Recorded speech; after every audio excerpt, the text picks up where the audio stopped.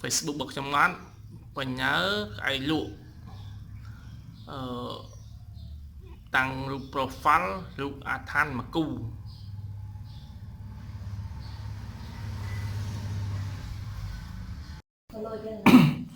បាទសូមជម្រាបសួរពុកម៉ែប្រិយមិត្តបងប្អូនអស់ដែលស្និទ្ធស្នាលខ្ញុំចូលចិត្តតាមដាន Channel YouTube របស់ខ្ញុំបាទខ្មែរ Magic Daily តែបង្ហោះរៀបរាប់ទៅនឹងជំនឿហ្នឹងហើយ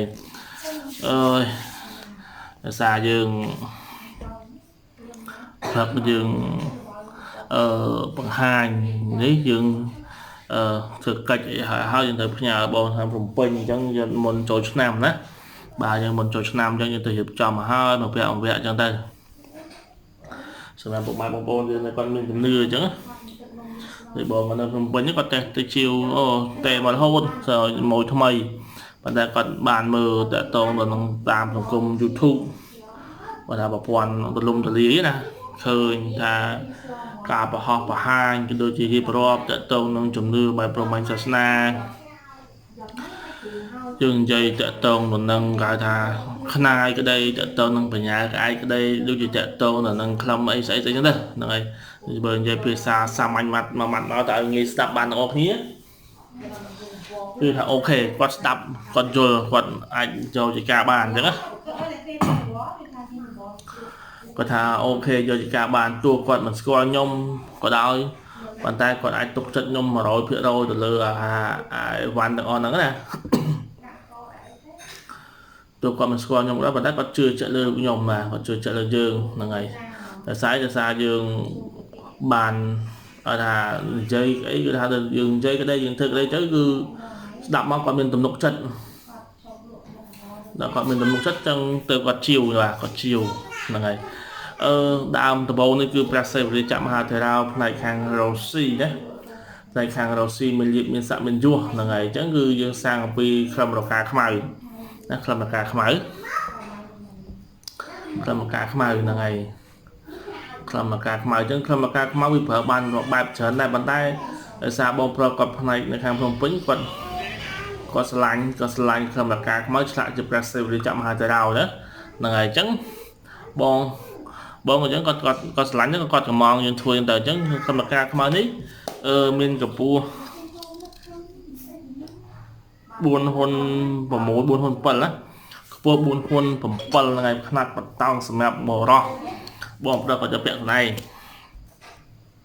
ចឹងគាត់យកពាក់ខ្លួនឯងគាត់ទៅសបផ្លាក់ទៀតណាហ្នឹងហើយព្រោះអាឆ្នោតមុខនេះជាគេថាម៉ូតណាហ្នឹងហើយថាឃើញចឹងម៉ូតទេជាគេថាម៉ូតហ្នឹងហើយចឹងប្រភេទរកាខ្មៅយើងដឹងហើយការពីពួកមុនវិជាដូចជាខាងហ្នឹងមួយបែបទៅយើងខាងហៅថាខាងមហានិយមមួយបែបទៀតទៅហើយខាងគេថាពួកមុនវិជាខ្មៅតកតងទៅនឹងការបើកចិត្តពុលចឹងណាហ្នឹងហើយអញ្ចឹងការខ្មៅមានអត្ថប្រយោជន៍គុណសម្បត្តិច្រើនតទៅក្នុងការប្រើប្រាស់និងគ្រប់បូជាហ្នឹងហើយយើងអ្នកមានជំនឿយើងដឹងហើយអ្នកខ្លះមិនមានជំនឿវាជាយើង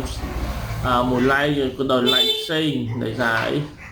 ដោយសារគ្រប់នឹងស្រឡាញ់ខុសគ្នាប៉ុន្តែសម្រាប់បងប្រុសនៅខាងភ្នំពេញដែលគាត់មិនដែលស្គាល់ខ្ញុំគាត់ជាវខ្ញុំពីរព្រះអង្គហ្នឹងហើយអញ្ចឹងនេះគឺប្រភេទមួយអង្គនេះគឺរកាខ្មៅហើយមួយព្រះអង្គទៀត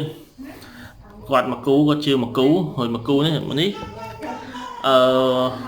កញ្ញុងតែទឹកណាកញ្ញុងតែទឹកឆ្លាក់ប្រម៉ែគង់ហ៊ីងណាប្រម៉ែគង់ហ៊ីងអ្នកខ្លះគេហៅថាប្រម៉ែធរនីណាហ្នឹងហើយដែលព្រះអង្គឈ្នះមារដោយសារប្រម៉ែគង់ហ៊ីងហ្នឹងឯងច្បួលសក់មកមានច្បួលសក់មកទៅជាទឹកលិចលងសត្វទាំងឡាយទាំងពួងនៅក្រោមការថាការមីហ្នឹងគឺបានលងស្លាប់ចោះចាញ់ព្រះអង្គចាប់ពីពេលហ្នឹងទៅអញ្ចឹងហ្នឹងហើយអញ្ចឹងខំកញ្ញុងតែទឹកនេះយើងឆ្លាក់ព្រះអង្គប្រម៉ែគង់ហ៊ីគេថាប្រម៉ែធរនេះគឺបងស្រីក៏ឆ្លាញ់ក៏យកទៅចាក់យកទៅឆ្លាក់ស្រុកផ្លាក់ទៀនខ្លួនឯងហ្នឹងមនុស្សស្រីនេះបោះប្តីគាត់ពីរហ្នឹងគឺម្ចាស់តែមួយណាហ្នឹងបងប្រុសខាងភ្នំពេញនៅក្រុមស្ពានទុយវ៉ាគាត់ថាគាត់ចាំនៅក្រុមស្ពានទុយវ៉ាអញ្ចឹងស្អែកហ្នឹងគឺយើងផ្ញើទៅហ្នឹងហើយប៉ុណ្ណឹងថាវាជាយ៉ាងណាយើងដឹងហើយប៉ុន្តែថា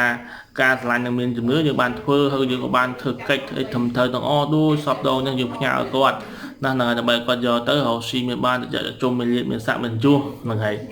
តែកាលណាគាត់រកស៊ីមានបានគាត់ជួយប្រម៉ូសិនក៏ដូចជាការថាផ្សព្វផ្សាយយើងបន្តទៅហ្នឹងហើយមានមិត្តភ័ក្តិខ្លៅម្នាក់ណាធ្លាប់ផឹកស៊ីផ្សេងអត់បងមួយនេះក៏ចេះប្រាប់តហ្នឹងយកទៅប្រើខោបយកទៅប្រើដឹងអញ្ចឹងណាហ្នឹងហើយចឹងការប្រើប្រាស់វាផ្សេងគ្នាណាការប្រើប្រាស់ផ្សេងគ្នាហ្នឹងហើយហ្នឹងសម្រាប់បងប្រុសនៅខាងភ្នំពេញក្រុមស្ពានទ្រចវាបាទអញ្ចឹងហ្នឹងហើយនៅបងនៅខាងបាត់ដំបងហ្នឹងហើយ10អង្គនោះគាត់ធ្វើអត់ទាន់ហើយបងអើយប៉ុន្តែខ្ញុំនឹងព្យាយាមឲ្យជាងធ្វើឲ្យមុនចូលឆ្នាំដើម្បីបងឯងណាហ្នឹងហើយធ្វើឲ្យមុនចូលឆ្នាំសម្រាប់បងឯងបាទហ្នឹងហើយដើម្បីតាមមកហើយឃើញហ្នឹងហើយហ្នឹងសម្រាប់បងនៅខាងភ្នំពេញហើយមួយលើកទៀតនេះមួយលើកទៀតនេះគឺបងនៅខាងបៃវែងខាងបៃវែងហ្នឹងខាងបៃវែងស្រុកប្រស្ដាច់ហ្នឹងហើយស្រុកប្រស្ដាច់ហ្នឹងស្រុកប្រស្ដាច់នៅខាងបៃវែងនេះគឺព្រះអង្គសាងអំពី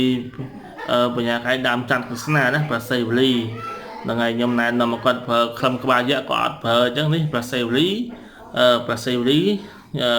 បញ្ញាខែដើមច័ន្ទក្រស្នានៅផ្នែកខាងរស៊ីណាផ្នែកខាងរស៊ីដូចគ្នាហ្នឹងហើយនេះផ្នែកខាងរស៊ីហ្នឹងគឺច័ន្ទក្រស្នាដៃបញ្ញាហ្នឹងហើយអញ្ចឹងស៊ីសងយើងអ្នកប្រើប្រាស់និងយើងអ្នកប្រើប្រាស់អ្នកគ្រប់អ្នកស្រឡាញ់យើងអ្នកមានជំនឿណាបងខ្លះគាត់ប្រើកបអីគាត់ជាវនោះទៅបងខ្លះគាត់ប្រើកបអីគាត់ជាវនោះទៅហ្នឹងហើយចឹងទីសងយើងអ្នកប្រើប្រាស់យើងអ្នកមើលថាការគ្រប់នឹងមានជំនឿខុសគ្នាទៅខ្លះកបនេះទៅខ្លះកបមនុស្សចឹងណាចឹងវាជារឿងមួយបែបលឡៃផ្សេងគ្នាទេហ្នឹងហើយ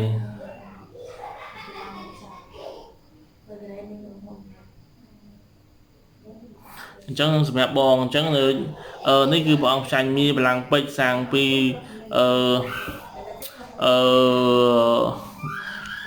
ភ្លុកដែល3ព្រះអង្គខ្ញុំបង្ហាញមុនមានលោកតាអេសីមានប្រាស់សេវលីហ្នឹងគឺយកបាត់មួយអង្គណាហ្នឹងគឺយកអស់មួយអង្គគឺយក2អង្គឲ្យបងប្រុសនៅខាង